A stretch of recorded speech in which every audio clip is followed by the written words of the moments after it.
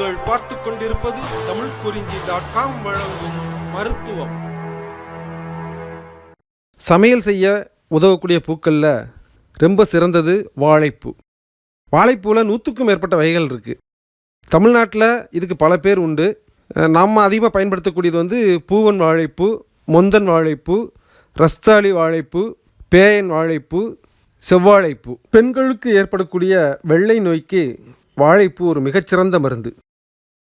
செவ்வாழை அல்லது பேயன் வாழைப்பூவை பிரித்து அது உள்ளே இருக்கக்கூடிய நரம்பை எடுத்துட்டு அதோட மென்மை பகுதியை உரலில் போட்டு இடித்தோ அல்லது மிக்சியில் அரைச்சோ ஒரு 200 மில்லி சாறு எடுத்துக்கணும்.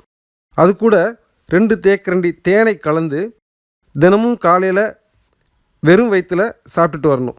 தொடர்ந்து இது மாதிரி 15 நாள் சாப்பிட்டு வந்தால் பெண்களுக்கு ஏற்படக்கூடிய வெள்ளை நோய் நீங்கும்.